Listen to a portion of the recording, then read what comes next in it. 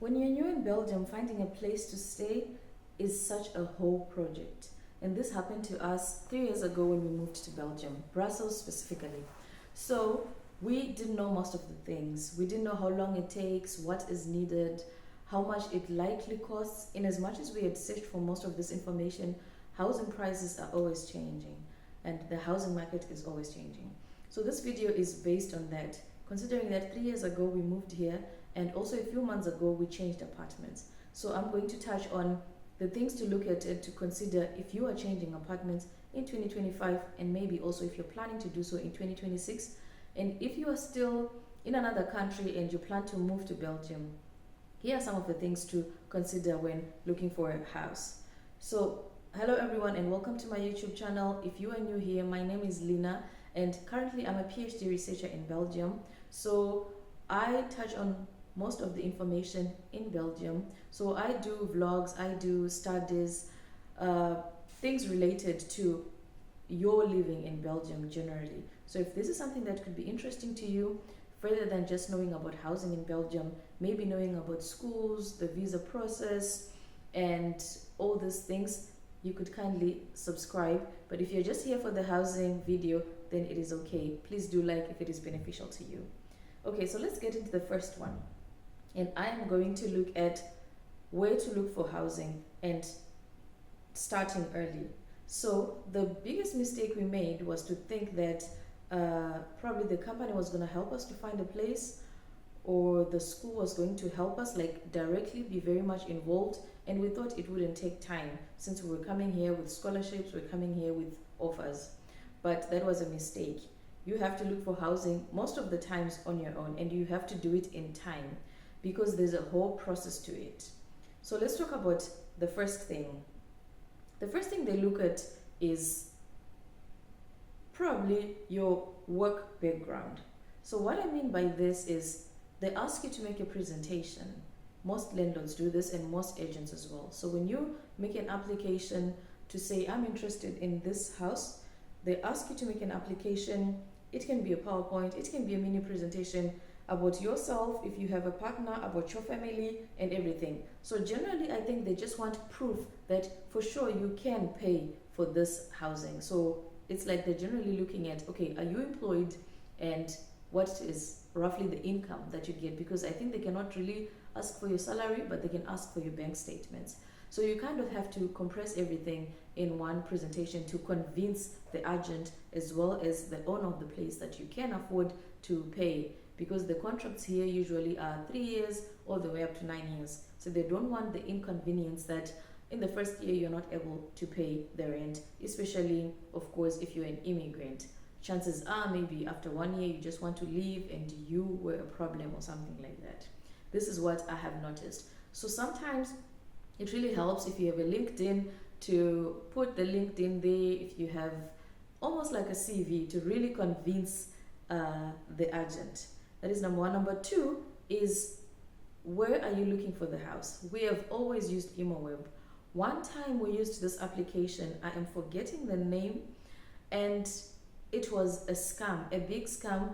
We found a beautiful one-bedroom apartment that was fully furnished and everything for 500 euros. And that is the first thing. It was too good to be true, right? So luckily, we just used our conscience to say, okay, we've been looking at all the other houses. Those that are fully furnished go beyond 500. Why is this fully furnished, beautiful and new home going for only 500 euros? It was a scam. So we realized that ImmoWeb has few scams. Of course, you have to take due diligence, but ImmoWeb is much better. Some people also use Facebook. So if you join Facebook groups, but I don't really recommend if you are new to Belgium to use Facebook groups, because chances are you do not know the best ones to use. So ImmoWeb, personally, it comes highly recommended. From my opinion, both the apartments we found, nice apartments, have been on ImmoWeb. It takes time, but it's credible, I would say. Okay, so let's move on to the next one. So on ImmoWeb, what are you looking at? You're looking at the heating type. Is it gas? Is it electricity? So that you know which is more affordable. Of course, the EPC energy rating. You're also looking at the water, the electricity meters, whether it's furnished or it's unfurnished. The good thing is you can always filter this, whether you want to live on the ground floor, on the first floor, and the common charges, because sometimes the rent can be 700 euro, for example, and then the common charges will be like 150 euros. So that will be 700 plus 150 euros. Or the common charges can be less, like 50 euros, and the rent will be like 950. So these are things that you also look at. And then the places to stay, if you are new, I would highly recommend that you live somewhere or stay somewhere that is accessible. So in terms of transport. So these are things that you can also look at, because you can look at the map in ImoWeb and you can see where it's more accessible for transport. For Brussels, I know it's mostly accessible with public transport, so it's already a plus, but depending on which neighborhood you are looking to live in. And then we have talked about the application process being so strict. So they can ask for your ID, they can ask for sometimes contracts to see that you're really working. I mentioned that you can even put your LinkedIn to show that you're credible. They can ask for bank statements, I think. Yeah, it depends. It depends with how strict the agent is. So sometimes you really have to have all your paperwork in order and just be patient. And then the next thing will be viewing houses. So this is always the tricky part if you're trying to look for a place when you're still in your home country. Most people want you to be there to view the house. You cannot ask someone to view the house on your behalf, unfortunately. But if you are there, it would also be helpful if you can go with someone who speaks French or Dutch, the local language. It would really add marks or points in you getting it. Or if you speak a little Dutch or a little French, it helps. But if you don't, it's still fine. Some people do speak English, but I have really seen that it makes your chances of getting the place slimmer. When you get to the house and you are viewing, what are you looking at? Because sometimes, because language is a barrier, you don't know what questions to ask. They don't even speak to you maybe sometimes because it's difficult for them to express, so they'll just show you that this is the house. So on your own, you can look at things like mold, for example, on the walls. You don't want this to be a problem for you in the future.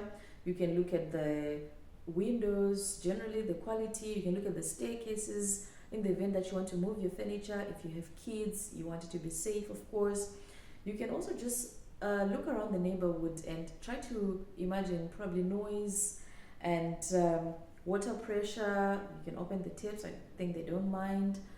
And then the bathrooms and the toilets sometimes give you an idea of how old the building is, because most buildings sometimes can be old and just renovated or just painted lightly, which can be a problem for you further, especially with the plumbing system.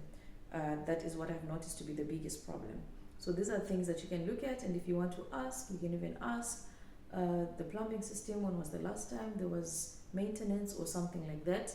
That could take off marks for you, because you can seem like a tenant who would later be a problem, but you would rather know than get a 3-year contract and then having to pay fine because you want to leave early because of these problems, because these things do happen.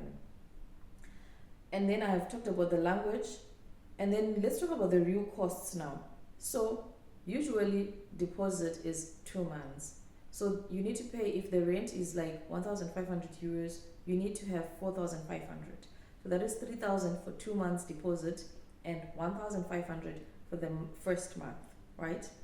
And then we talk about the costs. Obviously, these vary depending on the neighborhood you're going to be living in. But right now, as of 2025, when we are moving, a 1-bedroom costs from 850 euros. And 2-bedroom is like from 1,100 euros. If you are co-housing, then that's maybe when you are paying something close to 500. I feel like the rentals have really jumped up a little bit in Brussels, but again, as always, other options may be better, like other cities, because Brussels is the city center, is the capital city. And then where you're going to be parking when you're offloading your equipment. So this is mostly if you've been living in Belgium or if you have a lot of stuff, you have to pay for the parking to reserve the parking spot. So you have to go to the commune so that they reserve that spot for you. and where you're moving to as well, you pay for that spot. So these are some costs that you do not think about when you're moving. So per hour, it can charge like 35, 45 euro. It depends on the commune really. And you need to do this in time so that they reserve the spot like few days or a week before. And then if you are moving to anywhere above the ground floor, so that is on the first floor going up, most apartments do not allow you to use the staircases. Sometimes it's even difficult, but they do not allow you to use the lift, for example. And this can be a challenge. So you need to hire the thingy, the lift, the truck with the lift, and that can be an extra cost as well because it can charge you per hour.